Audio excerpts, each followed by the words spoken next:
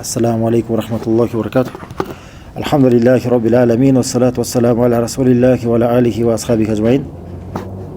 Аллах субхана тағаланың жардамымен уржузатул миия фи зикри хали ашрафил бария деген кітепте улантып атабыз.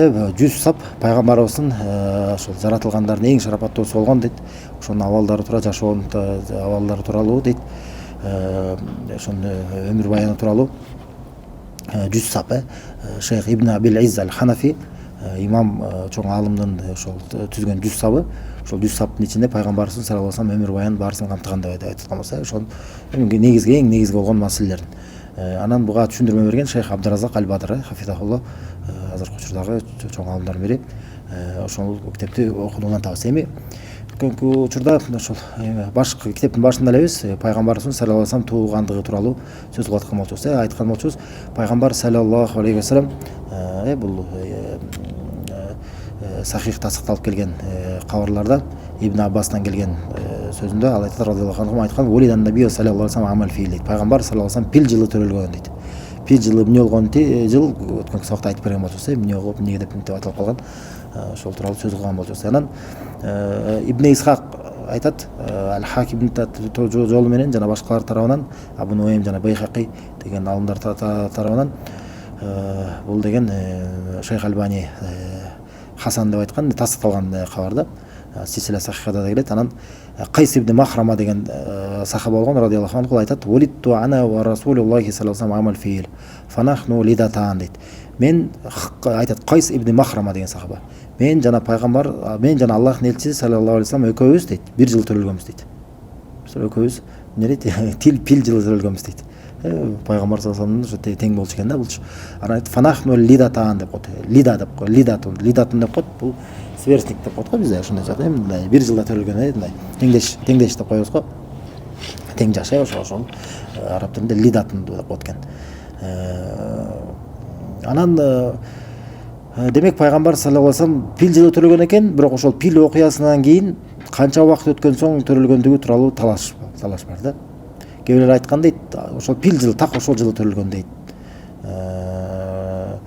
Кээ бирлер болсо жок, андан кийин ошол жылы төрөлгөн, жалпысынан эле ошто айткан. Анан кээ бирлер болсо жок, мынча ай өткөндөн кийин дейт. Кээ бирлер айтат 50 күн өткөндөн кийин деп, ошондо ар түрдүү ойлорду айтышкан да. Жалпысынан айтканда эмне экен, пил жылы төрөлгөндүгү деген анык. Ошондой эле пайгамбар саллаллаху алейхи ва саллям Яумул Иснейн тулуа фаджрихи дейт. Яумул Иснейн экинчи күн деп айтылат арабтарда, бизде эмне деп айткандай экен? Биринчи күн. Биздин биринчи дүйшөмбү күнү. Дүйшөмбү күнү төрөлгөн. Ошол күндү таң аткан, ошол күн чыккан күнү дейт. Ошол күнү деген деп айтат. Анан бул сахих тасыкталып келет хадисте. Бул дагы тасык аныкталган да, бул дагы нерсе. Бул тууралуу сахих Муслимде келет, имам Муслимдин сахих жыйнагында келет. Абу Катада аль-Ансари деген радиаллаху анху аттуу сахабадан ал айтат: Аллахтын элчиси саллаллаху алейхи ва саллям суйла ансау мин яумил иснейн дейт. Ошол биринчи күнү кармап жаткан орозосу тууралуу суралган дейт. Биринчи күнү кармаган орозо тууралуу суралган.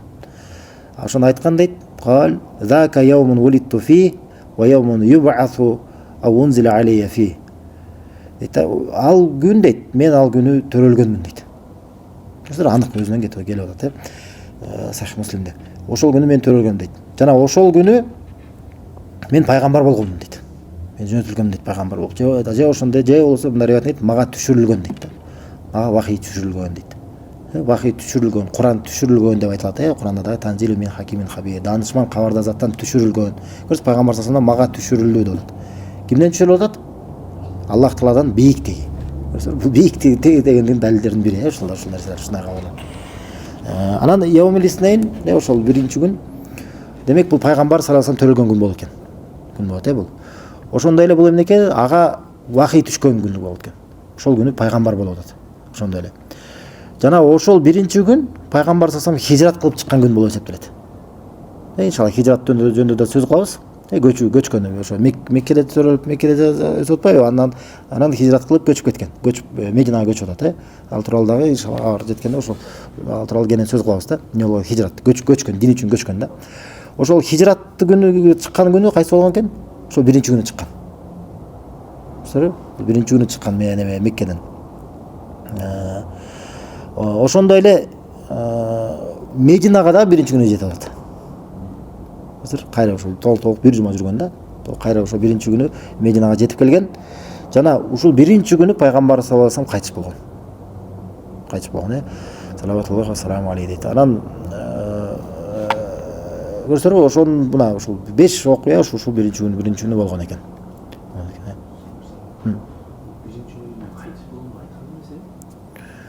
Жок, андай так айткан кайтып болгон. Аллах субханалла каалаган ошондой болуп биринчи күнгө туура келип калган да. Аллаху алим айтканы барбы жокпу билбейт. Бирок жок. Жанагы хадисте эки эле нерсени айтып атат. Мен ошол күнү төрөлгөнмүн дейт, жана ошол күнү мага түшүрүлгөн дейт да. Жөнөтүлгөн пайгамбар болуп жөнөтүлгөн дейт да. Бирок ушунун барып шейх дагы өзүнө кошумчалап атат да. Ушунун баары окуянын баары биринчи күнү болгон дейт да. Анан бул жакта ушул нерседе биринчи күнү төрөлгөндүгүндө эмне бар? Жанагы пайгамбарыбыз саллаллаху алейхи вассалам туулган күнүн майрамдап аткандарга аларга жооп бар да. Аларга каршы далил бар да. Анткени пайгамбар саллаллаху алейхи вассалам туулган күнүн майрамдаганы келген болсо, анда силер автоматически эмне болуп каласыздар? Ошол күн демек пайгамбардын өлгөн күнүн да майрамдап аткан болуп каласыздар. Пайгамбар саллаллаху алейхи вассалам өлгөн күнүн да майрамдаган болуп каласыздар да. Пайгамбар саллаллаху алейхи вассалам биринчи күнү төрөлөт, ошол күнү кайтыш болот да. Анан так кайсы күнү экендигин дагы биз буга чейин айткан болчубуз. Датасы да белгисиз.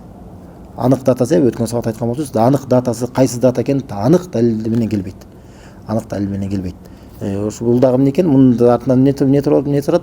Демек эч кандай мунун артынан шариаттык өкүм негизделбейт экендигине далил. Ар кандай сөздөр айтат, баарысында тең талаштар бар да. Жалпысынан бирок ушул нерселер белгилүү. Анан бул жактан айтып атат пайгамбар саллаллаху алейхи вассалам. Мен ошо биринчи күнү мен төрөлгөнмүн дейт. Анан бул кайсынан жооп берип атат? Орозосу тууралуу суралганда. Эми ушул жагынан дагы аларга ошондой пайгамбардын саллаллаху алейхи вассалам туулган күнүн майрамдап аткандарга да жооп бар да. Пайгамбар саллаллаху алейхи вассалам өзү Аллах субханалла каалаган ушундай кылып жооп берип коюусуна. Эмнени гана сүйлөсүн, ал вахий болгондо сүйлөбөсүн, өзүнөн өзү сүйлөп эле да. Аллах эмнени гана айтпасын, бул вахийден. Анан орозо күнү, майрам күнү. Орозо кармоонун өкүмү кандай? Айтып жүрөсү, майрам күнү орозо ким кармап алган болсо, бул арам кылган болот. Эки майрам күнү курман айт, орозо айт күнү ким орозо кармаса, бул арам кылган болот да. Көрсөңүздөр, орозо ойлойсуң да, бул эмне бул? Сооп, бул ибадат да турабы? Бир айтыш мүмкүн да, мен ибадат үчүн Аллахка азаптайбы депчи. Жок, ибадат үчүн эмес. Сен динге Аллахтын буйругуна каршы иш кылып аткандыктан, сүннөткө каршы иш кылып аткандыктан. Ошон үчүн ошол орозо үчүн ибадат үчүн Аллахтан азаптабайт, бирок сүннөткө каршы иш болуп аткан үчүн. Динде жок нерсени кылып аткандыктан. Ошондой эле пайгамбар саллаллаху алейхи вассалам туулган күнүндө айтышат. Мен майрамдык койсом мен эмне? Аллах таала ошон үчүн мени азаптайт беле? Жок, ошон үчүн, бирок сен сүннөт динди бурмалап аткан үчүн. Динде жок нерсени кылып аткандыгың үчүн. Көрсөңүздөр, пайгамбар саллаллаху алейхи вассалам ошо төрөлгөн күнүн атайын ошол күнү орозо кармайт эле. Мунда эмне ишарат бар? Эмнеге белги бар? Демек бул майрам эмес дегенге белги бар. Майрам эмес. Майрам күнү болсо орозо кармайт беле? Жок, майрам күнү болсо кайра майрамдайт эле. Аны өткөрүп турабы? Жеп ичип эле. Кайра тескерисинче ошол күнү орозо кармап атат. Мунда эмнеге белги болуп атат? Бул майрам эмес, эч кандай майрам эмес. Майрам дей турган болсо, анда пайгамбар саллаллаху алейхи вассалам арам кылып атабы? Майрам күнү орозо кармап. Жок, андай эмес, көрсөтөрбү? Ошондон мындай көрсөтөр, биздин шариятыбызда алдын ала эле Аллах субханалла таала ушундай адашуулардын эшигин жаап койгон да. Анан айтат шейх Ибн Абилейс, мин Найсана. Найсан айынын 20-сына туура келип калды дейт. Найсан айыны бул деген апрель деп коет дейт, апрель дейт да, апрель. Арабтарды Найсан деп айтат да. Бул 4-чү айы, ошо шамсий болгон күн календари боюнча деп коет. Ошол боюнча 4-чү ай белгилүү, биз билебиз, апрель. Апрель айынын 20-сына туура келип калган дейт да, ошо тууган күнү. Анан Сухейл Раудулунов айткан, ахлул хисаб якулун дейт, эсеп ээлери адамдары дейт, айтышат дейт. Вафака маулудуху мин аш-шухур аш-шамсия Найсан.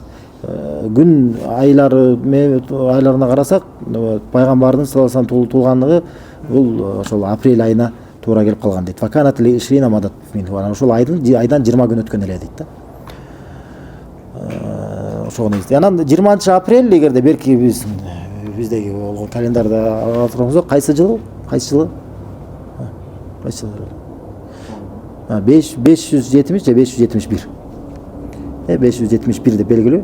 571 деп белгилүү. 571-чи ошол биздеги календар менен 6-чы кылым биздики боюнча 6-чы кылым болуп калат. 571 жылы 20 апрель деп коесут. Эми 20 апрель деген дагы ошо көрсөтөр жанагындай да талаш да, бул анык так эмес. Бирок ушул белгилүү да. Бул пайгамбардын саллаллаху туулган күнүнүн датасы боюнча. Анан айтат ошол туулгандыгы боюнча дагы вакабулаху хайну аби хана дейт. Эми ага чейин болсо атасынын өлүмү келген дейт да. Убактысы келип калган дейт. Ага чейин деген мааниси ал анын төрөлгөнүнө чейин. Анын төрөлгөнүнө чейин. Пайгамбар саллаллаху алейхи вассалам өлтүрүлгөнгө чейин анын атасынын ажалы келген дейт. Атасы ошо кайтыш болуп калган. Ал пайгамбар саллаллаху алейхи вассалам энесинин курсагында болгон кезде дейт. Ушул туурараак боюнча да талаш болгон да, талаш. Кээбир башкача деп айткан, төрөлгөндөн кийин дегендер болгон. Бирок туурасы экен ошол энесинин курсагында кезинде пайгамбар саллаллаху алейхи вассалам кайтыш болот.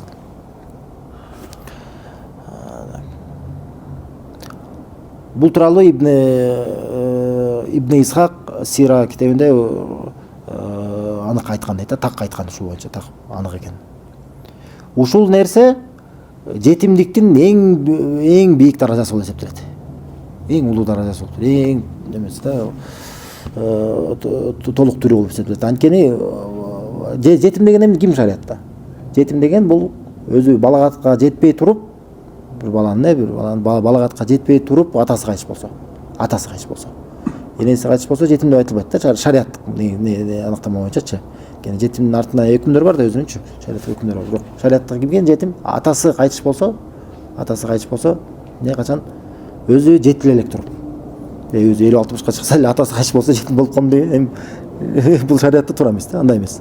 Түшүнүңүзбү? Качан балагатка жете элек туруп, анан жетим болсо, атасы кайтыш болуп калса, ошондо жетим деп айтылат. Түшүнүңүзбү? Ошондой. Бул балагатка жетмек турсун, төрөлө элек жатып. Төрөлө элек жатып, атасы кайтыш болуп атат. Ошол менен жетимдиктин эң улуу, эң үйдө даражасы деп айтылат, эсептелет экен да. Бул дүйнөгө чыгып атат, атасы жок чыккан болот да. Бул тууралуу Аллах субханаху таала Куранда эскерип кеткен.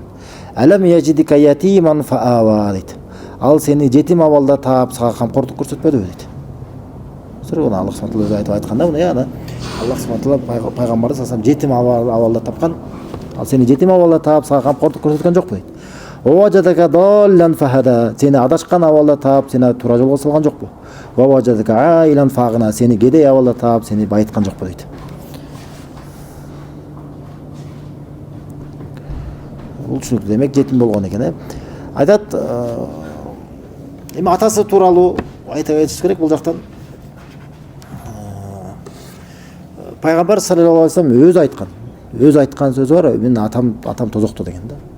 Өзүнүн сөзү да, булчу өзүнүн сөзү. Демек мусулман эмес болгон экен да. Мусулман эмес болгон. Өзүнүн сөзү, пайгамбардын саллаллаху алейхи вассалам өзүнүн сөзү. Биз пайгамбардан дагы ашыкча анын ата энесине дагы биз кандайдыр бир кызганыч ушундай нерсе болот беле.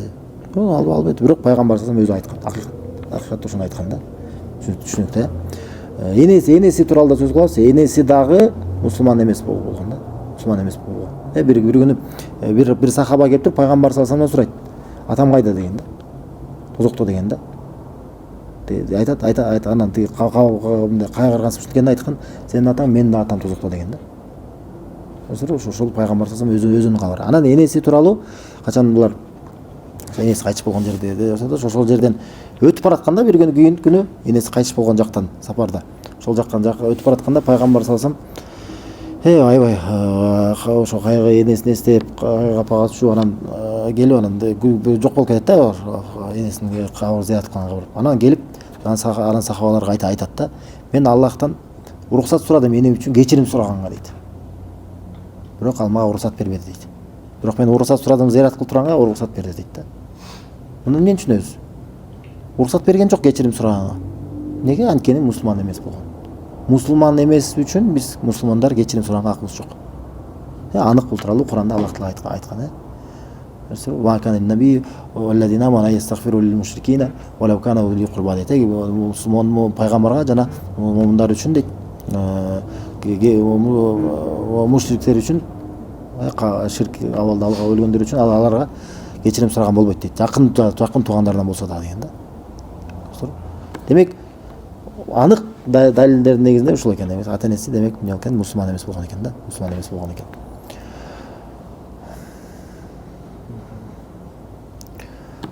Айтат вабада амейни гада фатиман жаат бихи мурдиуху салиман. Салиман дейді. Андан соң төлөгөндөн кийин 2 жыл өткөн соң ал фатим деп коет да шариатта. Бул деген ошол сүт эмбей калган да, сүт эмбей калган. Эмчектен бөлүнгөн деген сөз да. Негизи толук бул 2 жыл билесиздер. Ошондой бул дагы пайгамбар демек толук 2 жыл сүт эмген экен. Аны дейт, анын сүт энеси аны ошол соо абалда дени сак боюнча алып келди дейт. Алып келген дейт, кайра кайтарып келген дейт. Халима. Атасы Халима болгон, ошол сүттө энеси Халима, аты Халима болгон. Саадия, анан энесин алып келген дейт, кайра алып келген.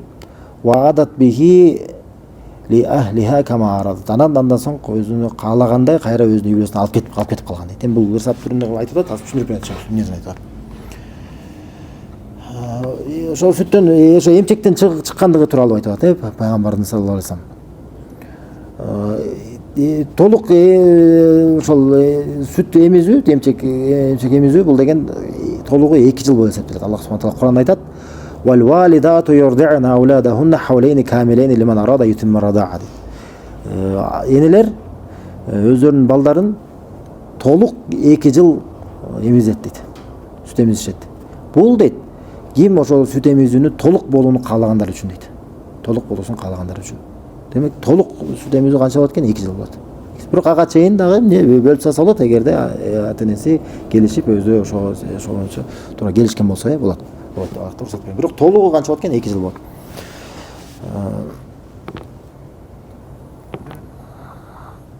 Соо абалда Меккеге алып келди дейт 2 жыл өткөн соң. Эч кандай оорусуз, эч нерсеге даттанбай дейт. Эч кандай оору, дени сак абалда, жакшы абалда дейт. Жакшы туура ниет менен, ошо жакшы өстүрүп аны алып келди деп. Ким алып келет? Халима. Бинт Абу Зуайб ас-Саадия дейт. Ушундай экен аты экен. Абу Зуайб дегендин кызы болгон экен, ас-Саадия. Бану Саад деген урудан болгон да. Халима деген. Ошо сүт эмчекте энеси болот. Мурда Наби саллаллаху алейхи бул атасы жөнүндө. Атасынын аты ким болгон? Атасы жөнүндө өтүп кеттик. Атасынын аты Абдуллах болгон. Абдуллах болгон, атасы Мухаммад ибн Абдуллах. Абдуллах дегенден эмне түшүнөбүз? Демек көрсөңөр, Абдуллах Аллахтын кулу деген атасынын аты Абдуллах Аллахтын кулу болгон. Бул жана кээ бир адамдар бар да бизде. Пайгамбар саллаллаху алейхи вассаламга учурундагы капырлар Аллахка ишенишпейт эле деп түшүнгөндөр бар да. Атеисттер болчу дегенде чакты ишенишет да кээ бирлерчи. Алар капырлар болсо десе, демек атеисттер болгон экен деп. Жок, капыр бул сөзсүз эле атеист эмес.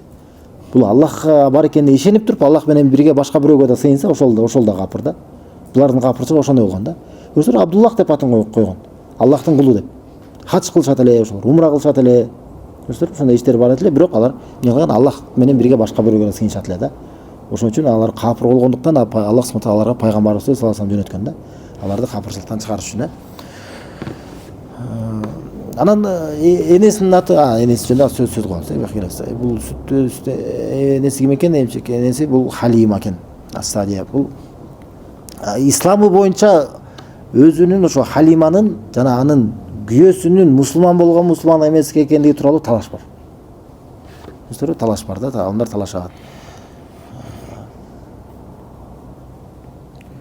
Кээбирлер мусулман болгон дегендер бар, кээбирлер мусулман эмес дегендер бар. Энесин алып келген дейт, кайра Меккеге алып келген. Бул деген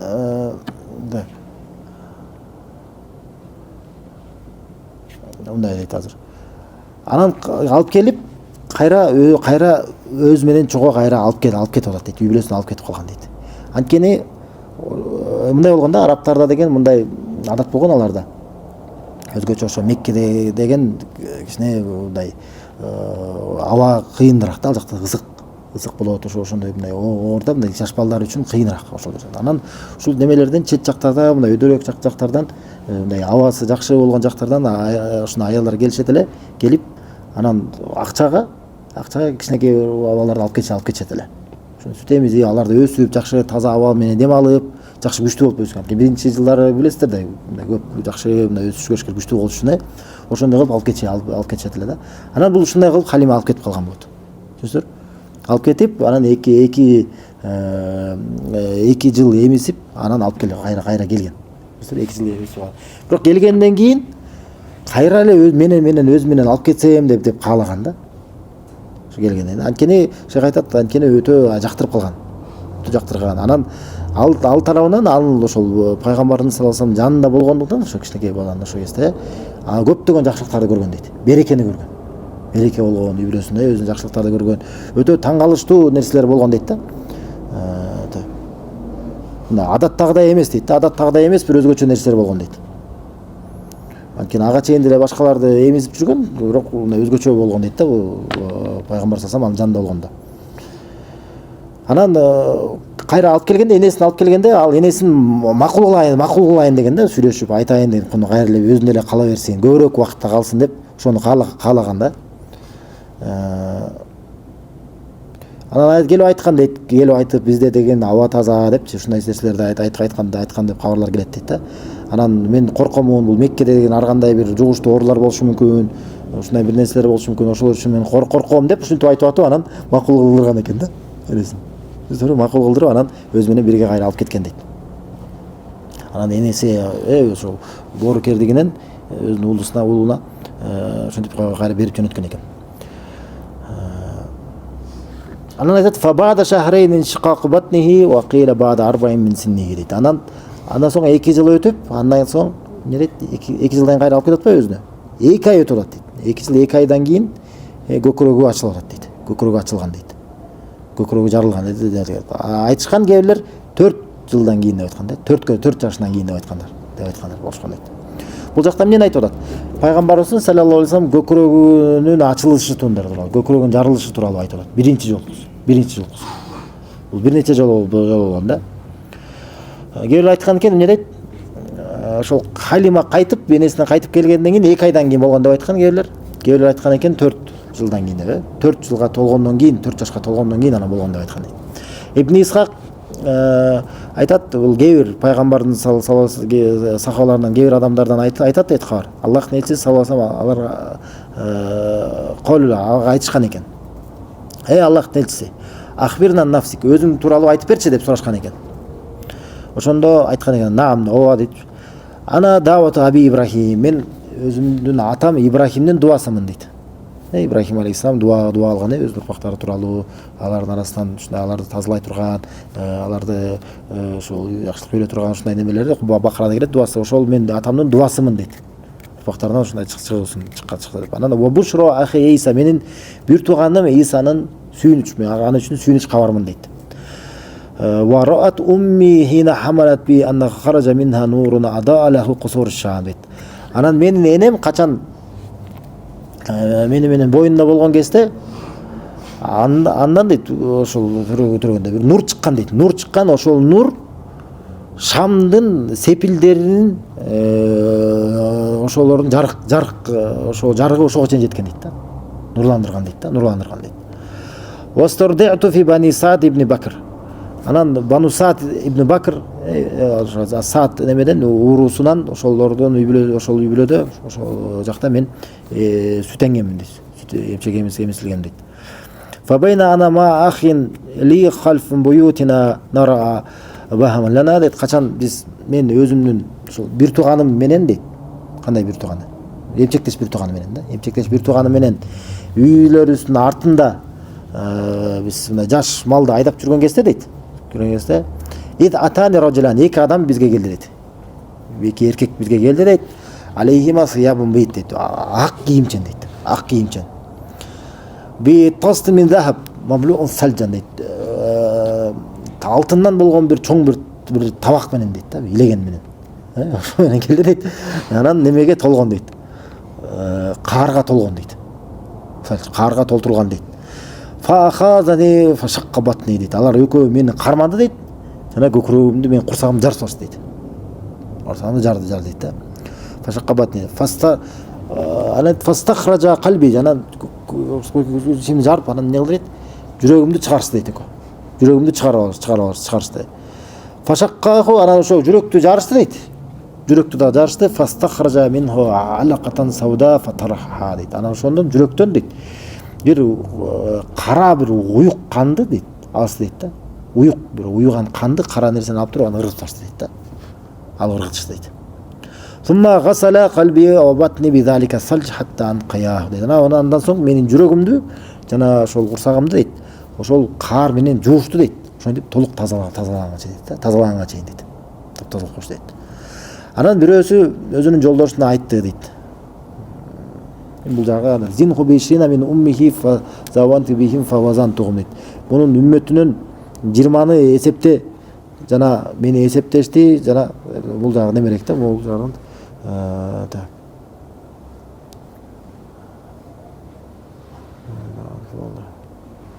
бул жагы иншалла улантысын немесин түшүндүрмөсүн көрүш керек экен да, бул жагы түшүнүксүз.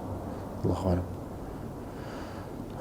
Анан ушул некен буга ушул нерсеге тасыктама катары дагы бул Ибн Исхак келтирип атпайбы? Анан Ибн Исхак дегенде биз көп пайгамбарыбыз саллаллаху алейхи вассалам өмүр баян айтып атканда Ибн Исхак жана Сухейли деген ушундай адамдар аттар айтылат да. Бул алымдар деген ошол тарых алымдары болгон да. Ислам өзгөчө пайгамбарыбыз саллаллаху алейхи вассалам тарыхын жазган алымдар болгон. Эң негизги эң чоң алым бул Ибн Исхак, Мухаммад Ибн Исхак деген алым болгон. Ошонун сөзү эң негизги мына сираны пайгамбар саллаллаху алейхи вассалам өмүр баян жазган алым ошол болгон да. Ошон үчүн анын сөздөрү көп эскерилет да. Ошол Ибн Исхак. Бирок Ибн Исхактын китебинде сахихтагы тасдыкталган, тасдыкталбаган да кабарлар бар да. Ошондон кээде мындай берки Бухари, Муслим же башка хадис алымдарынын сөздөрүнө тасдыктоого муктаж болуп калабыз да. Анан бул кабарды Сахих Муслимде да тасдыкталып келет дейт. Өзү бул айткан нерсе. Анас ибн Маликтен келген дейт. Аллахтын элчиси саллаллаху алейхи вассаламга Жибрил келген дейт. Ал ошол кезде жаш балдар менен ойноп аткан кезинде дейт. Бул Муслимдеги риваят. Бул Сахих көрсөтөр дейт. Анан аны кармап туруп жерге кулатты дейт. Жерге кулатып туруп фашакка ан калбихи фастахраджал калб дейт. Анан жүрөгүн жарып туруп ошол көкүрөгүн жарып жүрөгүн чыгарып алды дейт. Жүрөгүн чыгарды дейт. Андан соң фастахраджа минху алак, андан соң бир уюган канды чыгарып алды дейт. Уюган нерсени чыгарып алды дейт ошо жүрөгүнөн. Айтты дейт, андан соң хада хазу шайтана мин, бул сенден болгон шайтандын үлүшү дейт. Ошо шайтандын үлүшүн чыгарып салган да, алып салган. Сумма гасалаху фи тасд мин захаби ма'i замзам. Андан соң табак менен дейт, алтындан болгон табакка аны жууду дейт. Замзам суусу менен дейт. Ошо биякта замзам суусу менен деп келет экен да. Сумма ла амаху, андан соң аны кайра оңдоп аны бириктирип койду дейт, ордуна келтирип койду дейт да. Кайра бириктирип ошо жүрөктү анан фума ада эле мака ордуна кайтарып койду дейт. Андан соң ажал гилман ясаун эле умики, неме болсо балдар болсо ошо жаш балдар ойноп жүргөндөр ошолор чуркаган бойдон эмесине келип инна Мухаммад куткутил, Мухаммад өлдү, Мухаммад өлтүрүлдү деп чуркап башкан дейт. Мухаммад өлтүрүп салышты депчи. Анан фастакбалу кайтып келсе, ал эмне болуп калат экен? Кайтып келсе ал соо абалда, бирок мындай түсү өзгөрүп калган экен да. Түсү өзгөрүп калган болуп турган экен да. Анан айтат, анас айтат, "Вакат кунту ара асара заликал миххат фи садрихи". Ошол тигүүнүн, тигилгендин дейт. Изин мен аны көкүрөгүндө көрөт элем дейт да. Ошол тигилгендинчи. Кайра бириктирип атпайбы ошол? Ошондой шрам сыяктуу Аллаху алем кандай бир неме, ошо из калып калган экен да. Ошо анас айтып атат, мен ошол изди мен көрөт элем, көкүрөгүндө көрөт элем дейт да. Салаватуллаху алейхи. Анан бул өзү ушул көкүрөгү ачылгандыгы пайгамбар саллаллаху алейхи вассалам бул бир нече жолу кайталанган. Бир нече жолу кайталанган. Хафиз ибн Хаджар айтат Фатхул Бариде, пайгамбарыбыз саллаллаху алейхи вассалам көкүрөгү 3 жолу ачылган дейт, 3 жолу жарылган дейт, жарылбасы. Биринчиси ушул жаш ымыркай кезинде, ушул ымыркай кез жаш бала кезинде. Андан соң бул эмне болгон мунун себеби? Бул себеп ушул себептүү пайгамбар саллаллаху алейхи вассалам шайтандан сакталган абалда, эң сонун абалда, эң толук абалда кемелдиктин ушундай сонун абалда болуп өсүп атат да, шайтандан сакталган абалда. Түшүнүңүздөрбү? Бул өзгөчө бул маанисин камтылган да. Ошондуктан анан жанагындай шайтандан алыс болуп, ошондой абалда, жакшы абалда өсүп атат. Анткени жанагы шайтандын үлүшүн андан алса болуп атпайбы? Андан соң бул көкүрөгүн кайра жаруусу качан болуп атат? Айтат, пайгамбар болоордун алдында дейт. Пайгамбар болоордун алдында да болгон дейт. Ал бул эмне болот? Бул ошол пайгамбарга салсам ага мындай шарап, ага сыйлык көрсөтүүнүн, анын даражасын бийик көтөрүүгө болгон да кошумча иреттер дейт. Анткени анын ага мына азыр вахий түшкөн атат, Аллах субхана таала, Аллахтын сөзү түшкөн атат. Ошого аны даярдаш үчүн. Ошо толук мындай тазалануунун толук абалында болуусу үчүн болгон, даярдан болгон дейт да. Экинчиси качан дешет экен адамдар? Ошо вахий түшөрдүн алдында. Пайгамбар болоордун алдында. Анан үчүнчүсү, көрсөңөр, ар бири мындай өзгөчө маанилүү болчу. Үчүнчүсү кайсы учурда болчу? Кайсы учурда? Пайгамбар саллаллаху алейхи Аллах субхана тааланын алдына көтөрүлүп барганда, Аллах субхана тааланын алдына, Аллах субхана таала менен бир жашыруун бир сүйлөшүүгө баруунун алдында Аллах субхана таалага каяка көтөрүлүп барган? Асмандардын үстүнө, 7-чи асмандын үстүнө, ошол жакка чейин көтөрүлүп барган. Аллах субхана таала ошол жакта. Аллах субхана таала үстүдө, 7-чи асмандын үстүндө болбосо, анда аяка барыштын эмнеге максаты бар эле? Эмнеге бар эле бар, туурабы? Ошока чейин барып келип атат. Өзгөчө абал болгон, Аллах субхана тааланын өзүнө барган аткан, ошонун алдында дагы көкүрөк ачылган. Көкүрөк ачылып, тазаланып, ошол жашыруун, ошол сүйлөшүүгө Аллах субхана таала менен ошол нерсеге даярданып болгон да, даярданып болгон. Ас-Салихи деген алымдын Субул Худа ва Рашад китебинде айтат, пайгамбар саллаллаху алейхи вассаламдын көкүрөгү ачылуусу 4 жолу болгон деп айткан сөзү бар да. Ошонун арасында экинчисин айтат, бул качан Ибн Ашр синин 10 жашында дагы бир жолу болгон деп айтып кошумчалаганы бар да. Эми мындан эмнени түшүнөт? Эми ошондой алымдардын айткан сөздөрү, Аллаху алем, мен баарысынан карап шейхке айтат 3 деп, бирок эң тагы дегенде ошол экөөсү так болуп келгенде, биз изилегенде устаздардан окуган негизинде экөөсү эң сахih. Экөөсү. Бул качан? Ошо умуркай кезиндеги, жаш бала кезиндеги, экинчиси миражга көтөрүлөрдүн алдында. Миражга көтөрүлөрдүн алдында, Аллаху алем. Эми көрсөңөр, ар кандай талаштар бар экен да, ушун 4кө чейин эскерткендер бар экен. Ошол себептүү пайгамбар саллаллаху алейхи вассалам кандай болуп калган? Көкүрөгү эң кенен адам болгон да. Көкүрөгү эң кең адам болгон. Анын мындай ички дүйнөсү эң таза болгон, ошондой адам болгон да. Ибн Кайым Задул Маат китебинде, Задул Маат деген Ибн Кайымдын китеби бар да. Задул Маат аталышы бул эмне? Бул кайтууга камдануу деген китеп да. Кайтууга камдануу. Кайтууга мындай камданган нерсе. Бул Задул Маат китеби пайгамбардын өмүр баяны тууралуу. Эң жакшы пайгамбар салсам өмүр баяны тууралуу китептердин бири болуп эсептелет. Ибн Кайым Задул Маат аттуу китеби.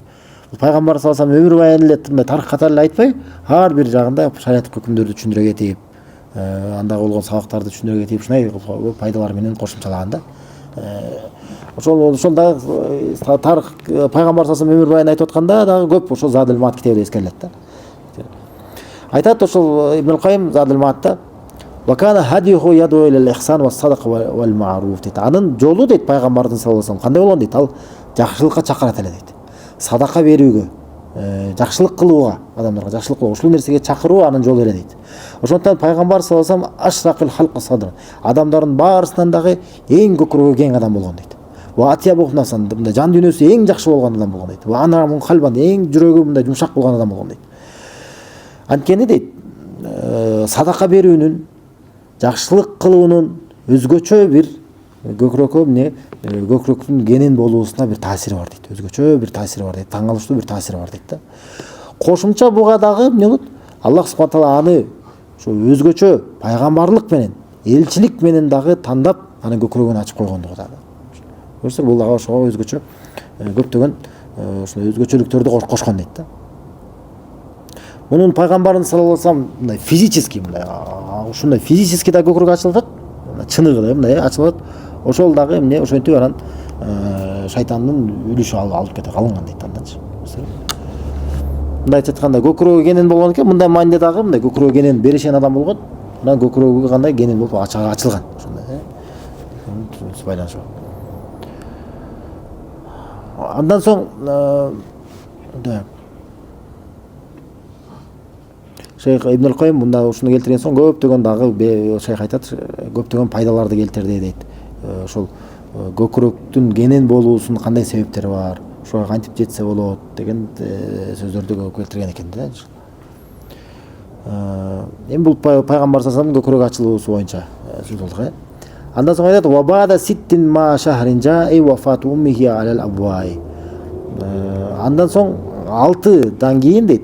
6-дан кийин андан кийин ошо кийинки ай күнү, ошо 6-дан өткөндөн кийинки айында энесинин өлүүсү болду дейт. Ал-Абвада дейт. Абва деген жерде. Ошо 6 жаш өткөндөн кийин дейт, эмне дейт, ошо энеси өзүнүн ушу бир туугандарына барган да, ошо Бану Наджар деген уруу болгон, ошол жакка барган, зыярат кылыш үчүн барган Мединада. Ошо та жагы бул Мединада болгон да, пайгамбарыбыздын саллаллаху алейхи вассалам ошол тайкелерине ошол жакка барган. Анан ошол жактан барып кайра кайтып келатканда Мединадан Меккеге Ал-Абва деген жер бар, Мекке менен Мединанын ортосунда. Абва ошол жерден кайтып болот. Ошол жерден кайтып болуп калат.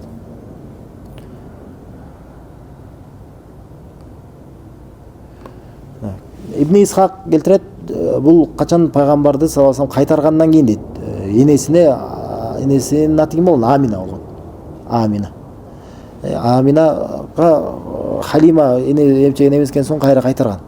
Ошондо ал айтат: "Кана Расул саллаллаху алейхи вассалам уммихи Амина бинт Вахб". Амина Вахбтын кызы, кызы. Амина бинт Вахб менен чогуу болгон дейт Аллахтын элчиси саллаллаху алейхи вассалам. Анан ваджаддихи Абдул Мутталиб ибн Хашим фи калаатихи ва хифсихи юнбитухуллаху набатан хасанан. Анан эмне болот? Анын чоң атасы дагы Абдул Мутталиб ибн Хашимдин уулу, ошол карап турган дейт. Аны караган, аны коргоп турган. Ошол себептүү Аллах субхана таала аны жакшы сонун кылып өстүргөн дейт. Өстүргөн ошол себептүү. Ага ошо сыйлык көрсөткөн дейт Аллах субхана таала. Сыйлык көрсөтүп ага каалаган дейт.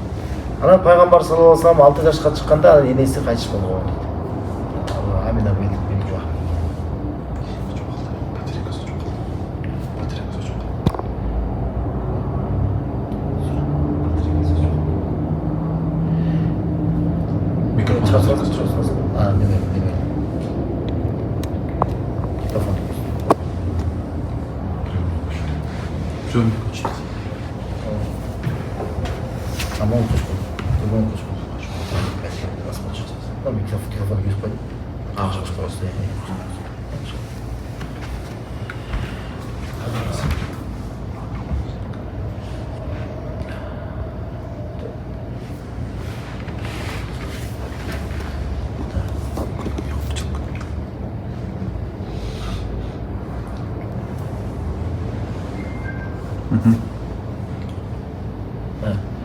Ушул тууралуу дагы көп дагы башка риваяттарда келет экен.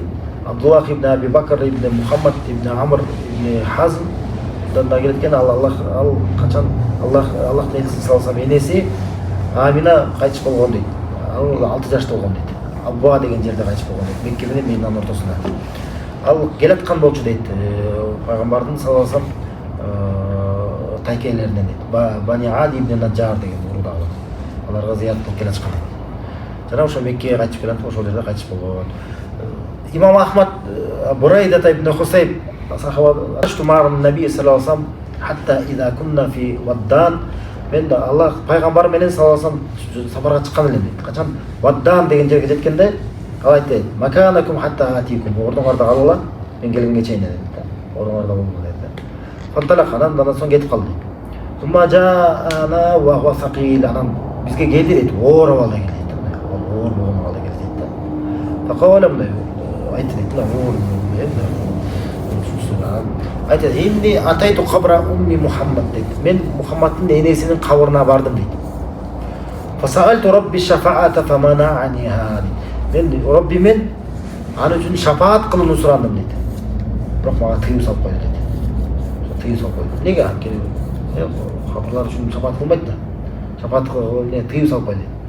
Ва инни кунту нахайтукум ан зияратил кубур фазуруха. Айтат, мен буга чейин силерге кабырларды зиярат кылууну тыюу салат элем, эми зиярат кылгыла дейт да.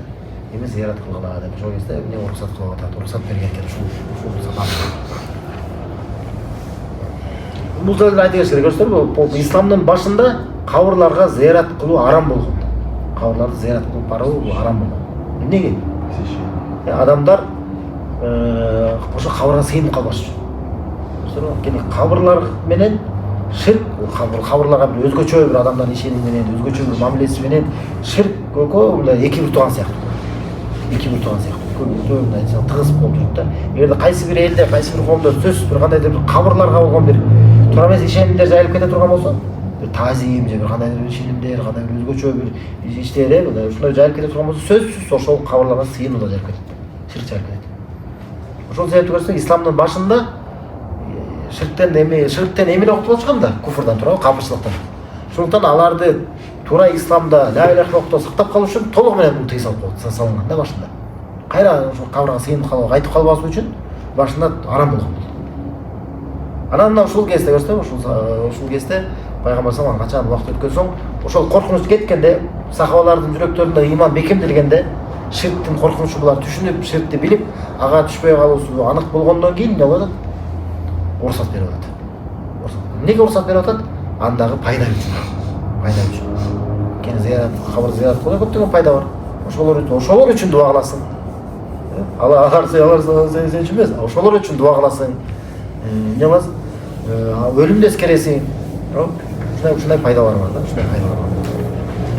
Ошол себептен бул пайдасы болгондо кайра уруксат берген.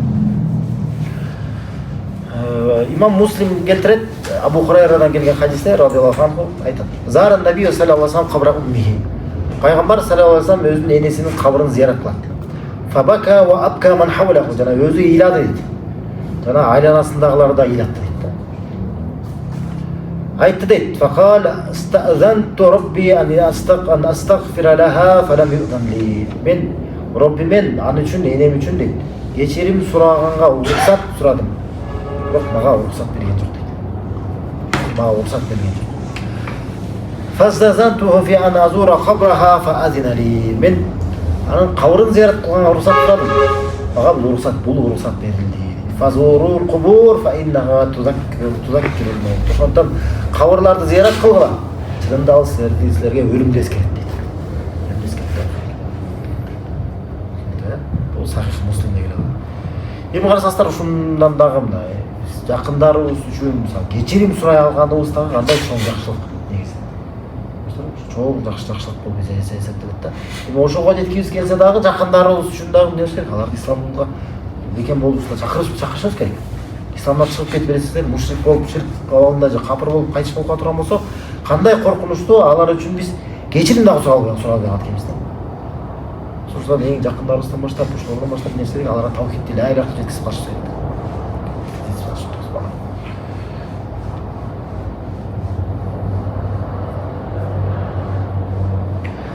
Hazrat wajadtuhu lil abbi Abdul Muttalib wa hada thamani mata min ghayri kadhib. Şunday turaldı. Yanan çoğ atası tarafından değil. Çoğ atası tarafından değil. Çoğ atası aytattı. Bu ne?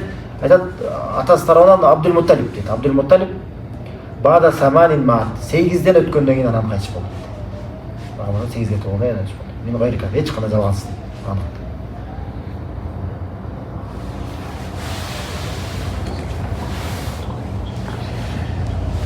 Бул ким болгон ушул чоң атасы? Ошонун колунда өскөн да пайгамбар. Ошол багып, ошол атасы кайчып болгондон кийин ошол карап, багып өстүргөн да. Ошол чоң атасы баардык балдарынан баарысынан дагы артык көрүп, аябай жакшы көрөт эле да. Өзгөчө көрөт эле да пайгамбар саллаллаху алейхи ва саллям. Өзүнүн отурган ордуна отургузат эле. Өзүнүн ордуна отургузуп коет эле да. Мындай сөздү өткөндө мындайча айтканда, анын мындай өзүнүн чоң атасынын көзүндө мындай кандай өзгөчө орунга ээ эле. Бул ошо өзүнүн коомунда дагы чоң атасы бир таасирлүү адам болгон. Баягы Абраха жөнүндө айтып атканда ошол да Меккенин атынан тосуп чыгып төйрөгүңдү бер деген адам ошол. Өткөн сабакта айтып аткан болсоңуз, бул Абдулмутталип ибн Хашим.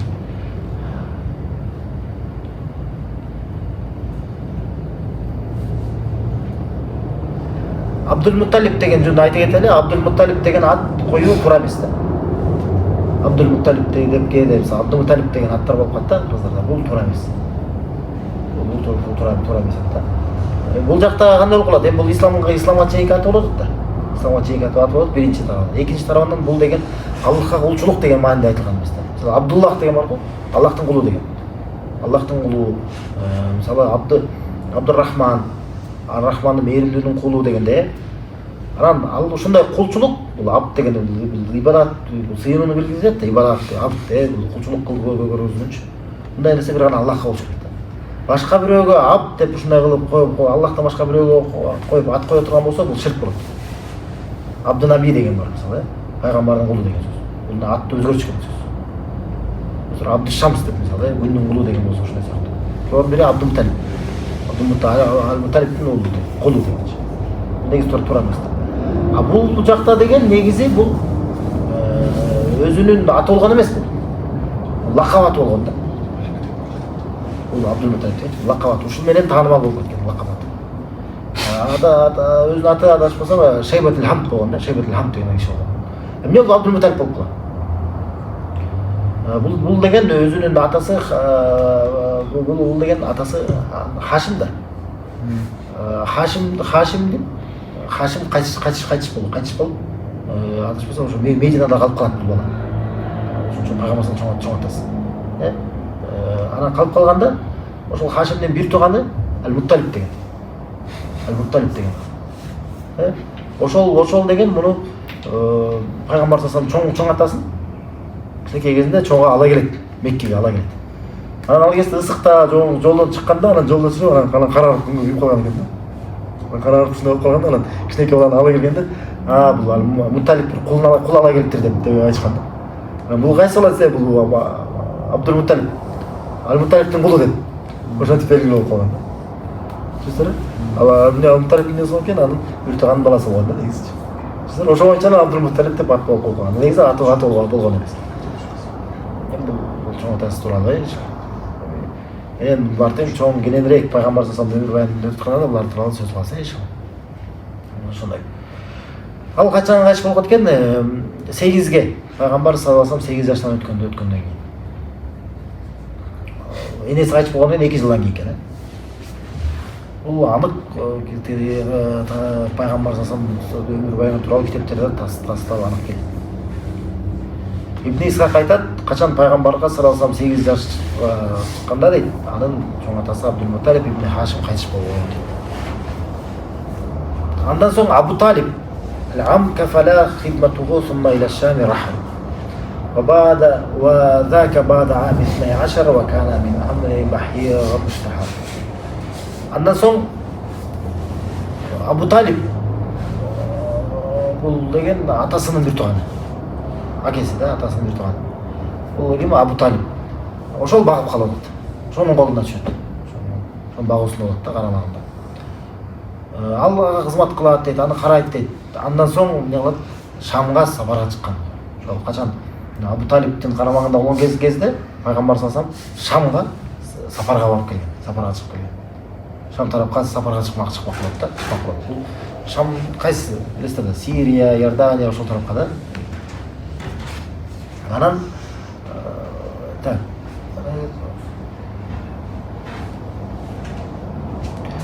өзү чоң атасы ошол Абдулмутталип Абу Талибке осият кылган. Мухаммадты карайсың деп осият кылган. Ошол осиятынын негизинде анан пайгамбар саллаллаху алейхи вассалам ал карап өзүнүн караганда алып калган. Ал өзүнүн атасынын Абдуллахтын бир тууганы.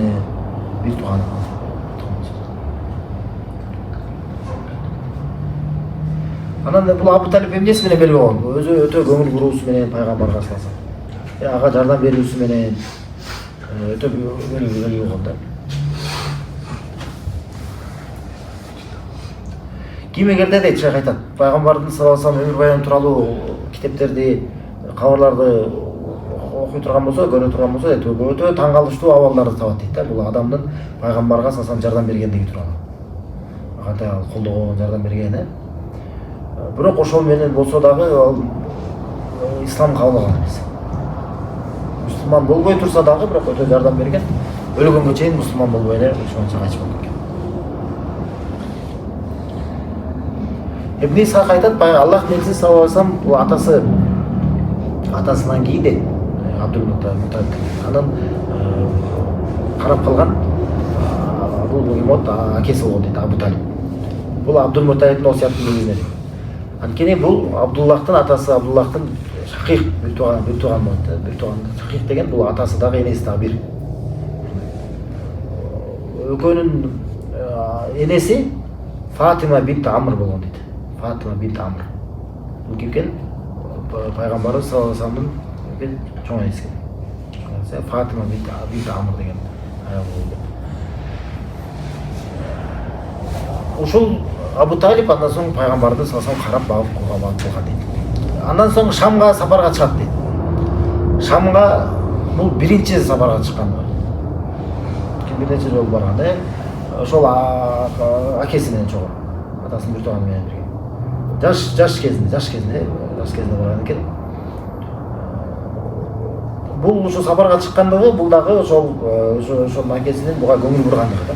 Өзү менен чогуу ала жүрүп көрсө, сапарга чыгып ошонткени, демек Алла өтө көңүл буруп ошо карайт экен да.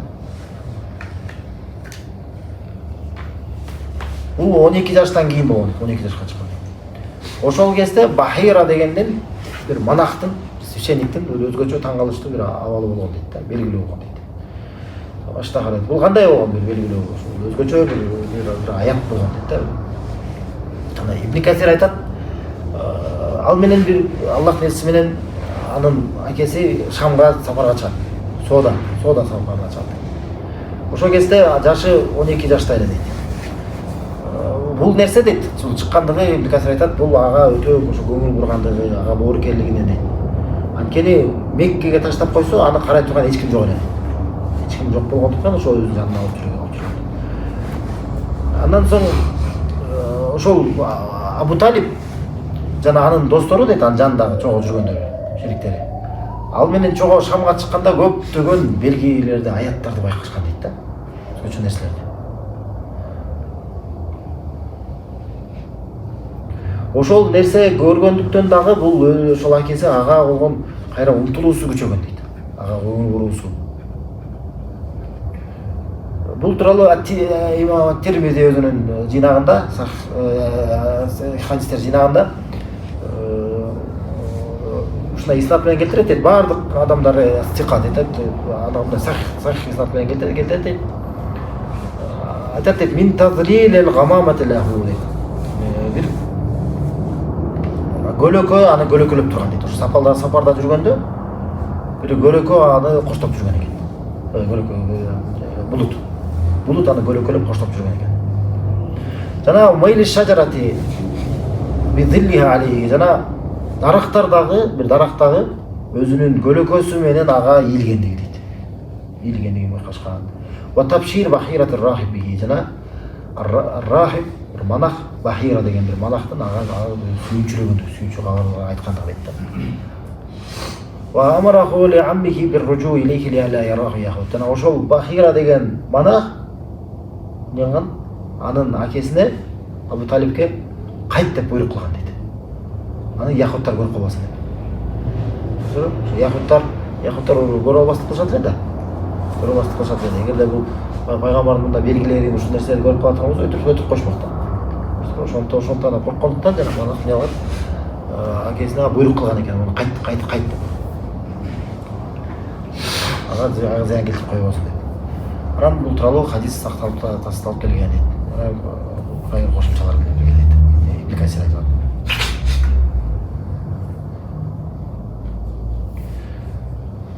толук бул окуя Жами Тирмизиде келет дейт. Абу Муса аль-Ашаринин хадисинде ана бул Хасан дейт. Ибн Хажар айткан иснаdı күчтүү дейт. Ал-Хаким аль-Байхақи жана башкалар сахих деп айткан дейт.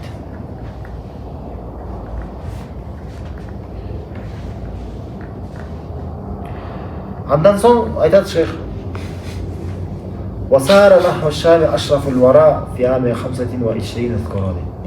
Шам тарапка андан соң эң шарапаттуу адамзаттын эң шарапаттуусу качан дейт 25ке чыкканда ошо эскерилет, ал кайра ошо сапарга чыгып барган дейт, кайра Шам тарапка кайра барган. Ли уммина Хадижати муттажира ва адат фихи рабихан мустабшира. Биз энебиз үчүн дейт, Хадижа үчүн дейт, ага анын соодасын кылып, андан соң чоң келеше менен, сүйүнүч менен, жакшы сүйүнүч нерселер менен кайтып келген дейт. Кайтып келген. Факана фихи aqduhu алейха, жана ошол жылы ага ал менен үйлөнүүсү болгон дейт. Ошо келишим, ошо үйлөнүүсү болгон дейт. Ва ба'даху ифдаху илейха, андан соң ал менен чогуу жашаган дейт. Бул жакта шейх эмнени эскерип атат? Ушул 3 сабында бул жакта 3 саптан эле пайгамбарыбыз саллаллаху алейхи вассалам экинчи Шам тарапка сапарга чыкканын айтып атат. Эмне экен? Соода үчүн. Соода. Экинчи Хадижа радиаллаху анханын акчасы менен андай ошо мал мүлкү менен ошо менен соода кылганга барат. Жана ошо соодага чыгып, ошо жөнөкөй эле соода экен. Атып сыяктуу болуп барган да. Акчалар демелер кимден болгон? Ошо Хадижадан болгон.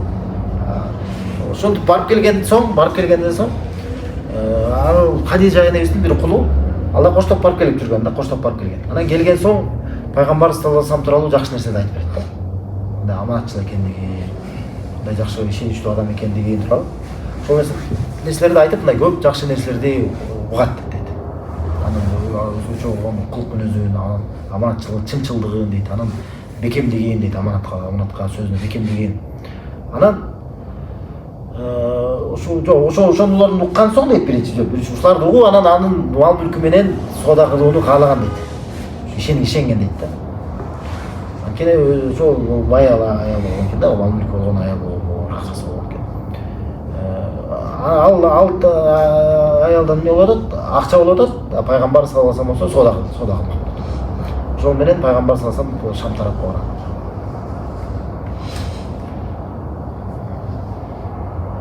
Канча экен? 25 жашында.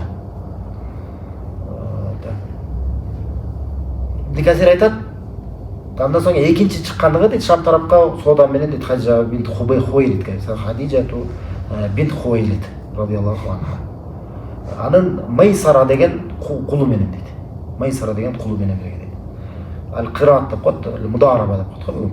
Мудараба деп коет. Сенден акча, менден соо, менден иш деген дейт. Ошондой мудараба ошондой сыяктуу болгон да. Ошо кезде эле болгон да. Анан ошо Майсара кул андан бир таң калыштуу нерселерди көргөн дейт, таң калыштуу абалын көргөн дейт. Анан кайтып анын өзүнүн кожойкесине анан көргөн нерселерди айтып берет. Анан ал каалаган дейт, ошо күйөөгө тийгенди каалайт дейт. Анткени андан болгон жакшылыктарды ошого үмүт кылып дейт. Аллах таала жыйнаган жакшылыктарга үмүт кылып.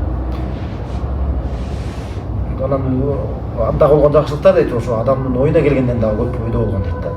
Ошентип пайгамбар саллаллаху алейхи вассалам, Аллах саллаллаху алейхи вассалам ага үйлөнгөн. Ошол кезде ал 25 жашта болгон дейт. Ал канча жашта болгон? 40 жашта болгон. 40 жашта болгон деп. Шейх айтат, 40 жашта болгон.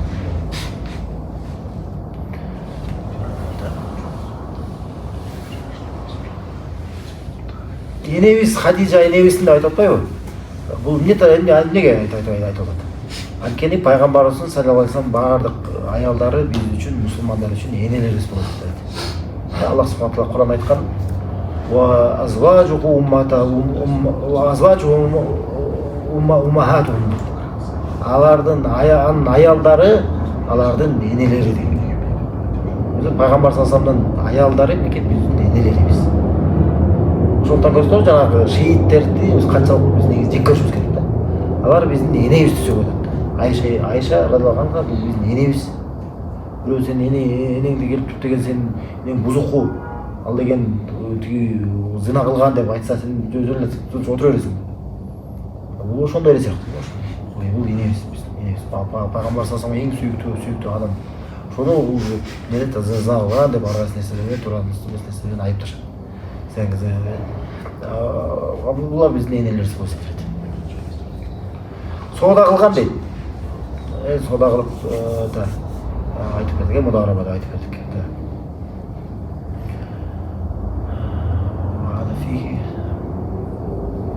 Жакшы соода менен жети жакшы соода кылып келе кайтып келген дейт да. Түшүнүп бердик.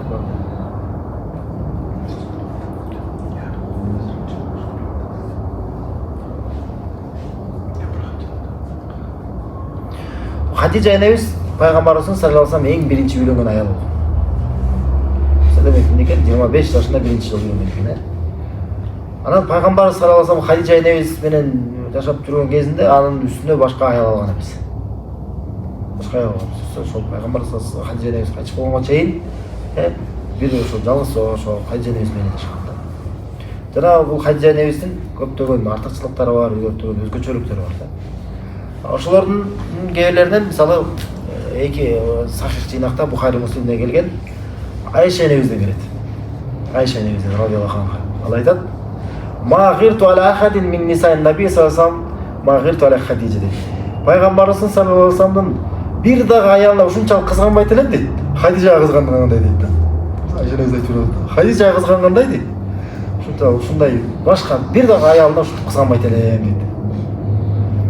Анткени омара айтуга, бирок аны мен көргөн эмесмин дейт. Көрбөсөм дагы дейт. Валакин кана наби саллаллаху алейхи ва саллям юксару зикра. Бирок пайгамбар саллаллаху алейхи ва саллям аны көп эскере берет эле дейт. Көп эскерет эле дейт.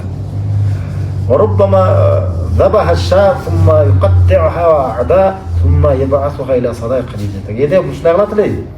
Бир кой союп дейт. Аны бөлүктөргө бөлүштүрүп, аны деген Хадижанын курбуларына жөнөтүп коет эле дейт. Ушундай жакшы ошол Хадижаны жакшы көргөндүктөн андан кийин анын курбуларына көңүл бурат экен. Фаруббама культу лаху. Кээде мен айтат элем дейт. Канна лам якун фи дунья имраатун илля Хадижа. Дүйнөдө Хадижадан башка аял калбагансып дейт. Ушуну айтат элем дейт. Дүйнөдө бул Хадижадан башка аял калбагансып деп ушундай дейт. Фаякул ал айтат эле дейт ошондо. Иннаха канат ва кана ли минха валад. Ал ушундай эле деп. Жана менде андан балдарым болгон эле деп айтат эле. Кызганыч деген көрсөң, пайгамбар саллаллаху алейхи ва саллям аялдарында деле кызганыч болгон экен. Бирок кызганыч албетте чектен ашып кетпеш керек. Мундагы чек бирок кызганыч болсо бул нормальный нерсе да. Анан менде да андан балдарым болгон деп атпайбы? Азыр айтып отурабыз кийинки саптар айтты. Wa wilduhu minha khala Ibrahim fal awwal al-Qasim haza at-takrim. Балдары барысы ошондон болгон дейт. Бардык балдары кимден болгон экен? Хадижа энебизден болгон. Бир эле Ибрахимден башка. Айтат берет азыр. Эң биринчиси Ал-Касим болгон дейт. Ал-Касим айтат. Бардык балдары да Хадижадан дейт, Ибрахимден башка. Ибрахимдин энеси бул Мария ал-Кыптия болгон да. Мария ал-Кыптия. Бул кул аял болгон болуп, пайгамбар саллаллаху алейхи ва саллямга белекке берилген да. Белекке берилген аял болгон да. Ошондон Ибрахим төрөлгөн да. Ибрахимден башка балдар баарысы кимден болгон? Хадижадан болгон экен. Башка аялдар бирөөсүнө төрөгөн эмес. Түшүндү да. Улуусу биринчиси Ал-Касим. Ушул Касимдин аты менен куньясын алган да. Пайгамбарыбыз кунья деп коет, билесиңер да. Абу Мухаммад, Абу Ибрахим, Абу деп Абу менен айтылат го, ошол кунья деп коет. Же менен аялдарга Умму Абдуллах ненеси деп ушундай. Пайгамбарыбыз саллаллаху алейхи ва саллям куньясы эмне болгон? Абул Касим болгон. Ал-Касимдин атасы. Бул кунья деген эмне? Сүннөт болуп эсептелет да. Билесиздер.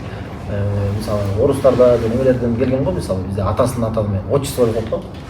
Сыйлап айта турган болсоң бирдеме ич деп. Мисалы ушундай баланча ич деп. Ошо бул не? Сыйлап мындай сый көрсөтүп айтып аткандай деп айтат, кайрылуу го. Уякта болсо шариатта деген баласынын аты менен айтса бул сыйлоо болот. Баласы. Баланчанын атасы деп. Мисалы Абу Ибрахимдин атасы, Исмайылдын атасы, Мухаммаддын атасы деп. Баласынын аты менен айткан бул кайра сыйлоо болуп эсептелет да. Эркекке дагы аялга, аялга мен балачанын энеси деп. Бул эмнеге? Өзгөчө бул куньяга балдардын, эркек балдардын арасында эң улуусу татып. Балдар ошо улуу баланын акысы болот деп эсептелет. Анан бала жок болсо деле кунья ала берсе болот да. Мисалы Умми Абдилла, Айша небесинин куньясы болгон Абдуллахтын энеси болгон. Баласы болгон эмес Абдулла деген. Баласы болбосо деле кунья ала берген да, түшүнөт болуп эсептелет. Анан мындан дагы өтө тарбиялык жагы бар да мынча. Качан атасын, ошо баласы өсүп келатып, атасын анын, ошо баласынын аты менен ага кайрылып атканын сезген көргөндө, бул бала өзүн олуттуп алып сезип жүрөт. Чалчактап бала болуп жүрө бербей, мен атамды менин аты менен чакырып атышат деп ара мындай өзүнү мындай жүрөзүн ала баштайт да. Түшүнөсүзбү? Муну чоң мындай тарбиялыктагы ошондон пайгамбарыбыз саллаллаху алейхи вассалам куньясы кандай Абул Касим, Ал-Касимдин атасы. Эң улуу баласы Ал-Касим. Хазат такрим, сыйрыкка ээ болгон бете ошо. Ана ва Зейнаб ва Рукайя ва Фатима ва Умму Кулсум ва лахун хатима дейт. Жана айтат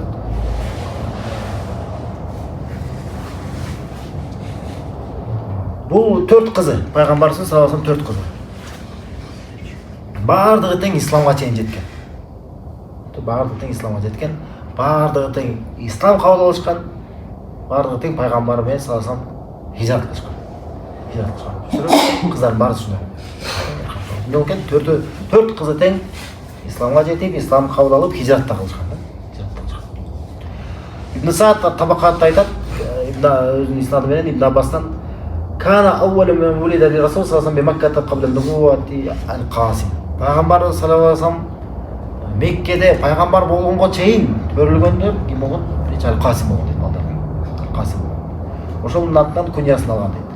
Сумма вулида лаху Зейнаб. Андан соң Зейнаб төрөлгөн дейт. Зейнаб, андан соң Рукайя, андан соң Фатима, андан соң Умму Кулсум. Умму Кулсум дейт. Андан соң пайгамбарыбыз саллаллаху алейхи ва саллям исламда ислам болгондон кийин Абдуллах төрөлгөн. Ошол Абдуллахтын дагы башка аты Ат-Тайиб, анан Ат-Тахир деп да коюшат эле да. Ва уммухум жамиян Хадижа бинт Хувейлид. Ушунун баарысынын энеси Хадижа болгон дейт. Хадижа бинт Хувейлид.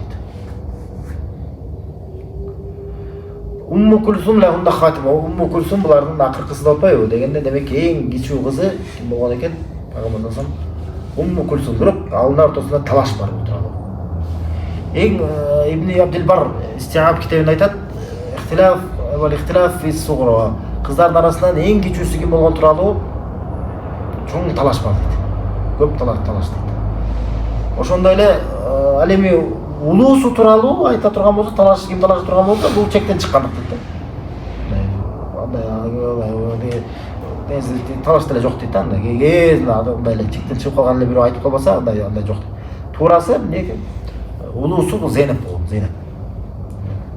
Ибн Хаджар айтат, муттафак алей мин аулади минха, талашсыз болгон нерсе, бунда талашсыз болгондордон бул балдарынан Ал-Касим болгон, куньясын алган, мата сагиран кабла ал-мабас ау ба'даху. Пайгамбар болгонго чейин эле кайтып болуп калган. Же андан кийин деп айткан. 4 кызы Зейнаб, андан соң Рукайя, андан соң Умму Кулсум, андан соң Фатима. Көрсө бияқта тартип башкача болот. Аны айтат, кээ бирлер айтышкан дейт. Умму Кулсум бул Фатимадан да кичирөөк болгон дейт. Ат-Тахир, Ат-Тайиб, Абдулла. Вакила куллу исмин ли фардин захи. Ат-Тахир, Ат-Тайиб бул Абдуллах дейт. Ат-Тахир менен Ат-Тайиб бул Абдуллах. Же болбосо мунун баары тең өзүнчө балдар болгон деп айткан болгон дейт. 3 ат өзүнчө бир балдар болгон деп айткан болгон дейт. Тахир өзүнчө бала, Ат-Тайиб деген өзүнчө бала, Абдуллах деген өзүнчө деп айткандар болгон дейт. Эмне айткан дейт? Бул 3 ат тең бир баланын аты. Абдуллахтын аты.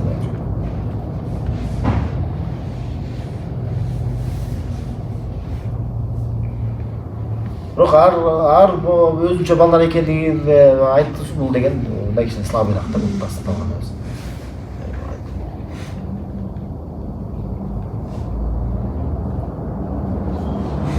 Айтат: "Вал куллу фи хаятихи зақул химам ва ба'даху Фатиматун бинисби ам." Шулардын баарысы, балдардын баарысы пайгамбар саллаллаху алейхи вассалам жашоосунда анын баарысы тең өлүм татышкан дейт. Өлүм татышкан. Андан соң Фатима жарым жыл өткөндөн кийин пайгамбардан саллаллаху алейхи вассалам андан кийин, анан жарым жылдан кийин анын кызы дагы Фатима кайтып кеткен дейт. Мындан эмне айтып атат көрсөңөр? Пайгамбарыбыз саллаллаху алейхи вассаламдын балдарысы эрте жашта. Кайтып болгон экен да. Кээ бирлери эрте пайгамбар болгонго чейин кайтып болгон, кээ бирлери болсо пайгамбар болгондон кийин хижрат кылып Мединага чейин баргандан кийин кайтып болгон. Бир эле Фатимадан башка көрсөңөр, Фатима кандай болуп атат? Пайгамбардан кийин анан өлүп атат. Кайтып болот да.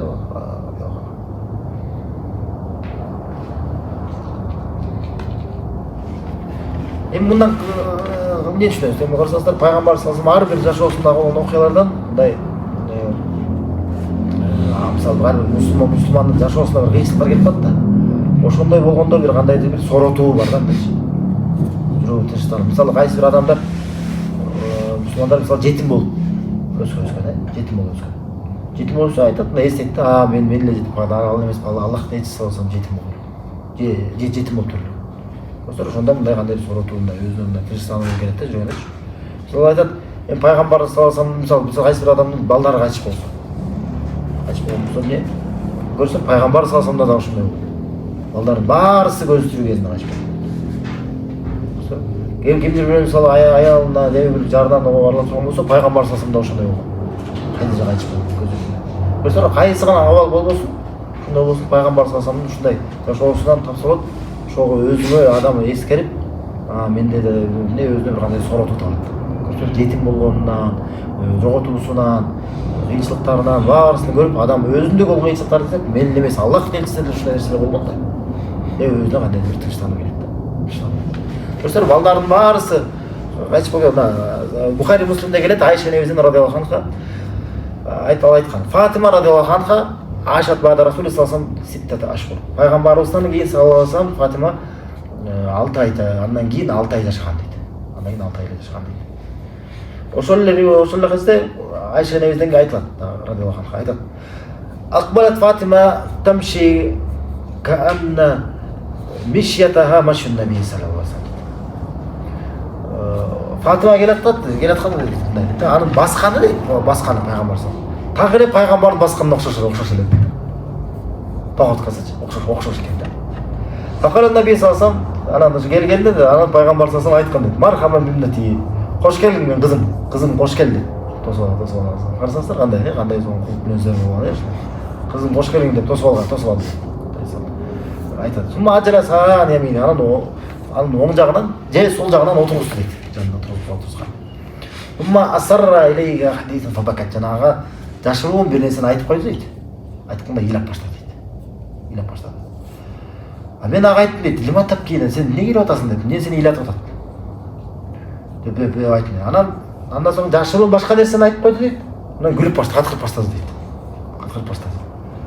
Факулту анан айттым дейт. Мара айту калйом фарахан акраб мин хуз. Мен бүгүнкүдөй мындай кайгыдан кийин сүйүнүчтү көргөн эмесмин дейт. Ушунчалык тез, ушунчалык жакын кайгыдан кийин сүйүнүчтү көргөн эмесмин дейт. Бирок эле ыйлап туруп эле күлүп калган дейт. Анан сурадым дейт, ага эмне деп айтты депчи. Эмне деп айткан деген.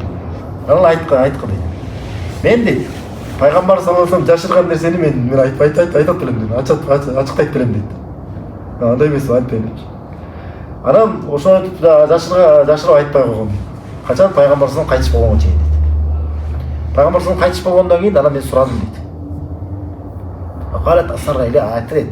Мага ошо жашыруун айткан дейт. Көрсөңүз ушундай нерселер бар да. Бул ушул хадисте дагы жана башка көп хадистерде пайгамбар саллаллаху алейхи вассалам айтпа деп койгон кээ сахабаларга. Муну айтпа деп ушундай кылганда баягы ла иляха иллаллах тууралуу дагы Муазга айтканда Аллахтын акысы Аллахқа берет, пенделердің ақысы жалғыз аға сыйыну аға шерік келтірмеу дейді. Пенделердің ақысы кім Аллахқа ешнәрсе шерік келтірмесе, аларды азапта болады деп айтады ғой. Дегенде ол сүйінеді. Адамдарға сүйіншілемін деген жоқ сүйіншілеме деген. Ошоға эле таянып калышат деген. Пайгамбар салам тыйып койгондон айткан турат, бирок бизге жетип атпайбы? Неге? Неге бул жакта дагы көрсөң, бул эмне деп кийин айткандыгы жетип калат. Неге? Анткени пайгамбар салам кайтыш болгондон кийин ошол пайгамбарыбыз саллаллаху алейхи вассалам жашоосунан, сүннөттөн, хадистерден жеткирбей коюп унутуп калуусу дагы коркунуч бар дейт. Илим жок болуп кетүүсү. Ошол жоголуп кетүүсү коркунучу болгондуктан муну айтуу пайдасы өстөмдүк кылгандыктан айтышкан. Айтыш керек болгондо. Булар бул жактан көрсө пайгамбар саллаллаху алейхи вассаламдан кийин ана ошол мага айткан дейт. Мага жашоо мага айтты дейт. Эмне деп айткан экен? Инна Жибриля кана юаридул Кур'ан кулла санатин марра. Жибрил чынында дейт, ар жылы мага Куранды бир жолу окуп чыгат эле дейт. Билесиздер, Рамазанда Жибрил менен ошол бир жолу толук окуп чыгышат эле. Fa innahu aradil aam marratayn дейт. Аны бул жылы болсо дейт. Ошол Фатима жана келген жылы дейт, мага келип Куранды эки жолу окуп кетти дейт. Эки жолу окуп чыгат. Вала урага илля хадара ажали дейт. Ушул нерсе дейт болгон. Мен оюмча дейт, бир эле мен ажалым жакындап калган үчүн эле болду деп айткан. Пайгамбар салам сөзгөн экен. Билген экен. Эмне себептен болгон деп ойлончу. Ушул үчүн эле болуп атат деп айткан экен. Айткан: "Ва иннака аввал ахли бейти алхaqan би." Сен болсо дейт, мен үй бүлөмөн мага кошулгандардан эң биринчи сен болосуң деген. Дегенде ыйлап жиберген экен да. Менден кийин эң биринчи кайтып болгон сен болосуң дегендечи. Эми пайгамбар салам көз өткөндө өзү өтөт экенин билип, өзүнүн куда убактысы аз калган экенин билип, анан ушу ыйлап жиберген экен да. Факал анан айткан экен: "Ама тардайна ан такуна саййидат ахли джаннати ау ниса'л му'минин." Сен разы болбойсуңбу? Сен эгерде сен ушу менен калбайсың деп, ушу менен разы болуп берген. Сен деген бейиш адамдардын, бейиш элеринин, алардын кожойкеси болосуң дейт. Осо бейиш аялдарынын деп айткан дейт. Ошолордун сейида кожойке деп коебуз, айтып коебуз, сейида. Госпожа деп коебуз. Ошондой ханышасы, ушундай мааниде. Ошондой болууну сен каалабайт, сен ошо менен ыраазы эмессиңби дегенде, фадахактузар, ошого мен күлгөм дейт да.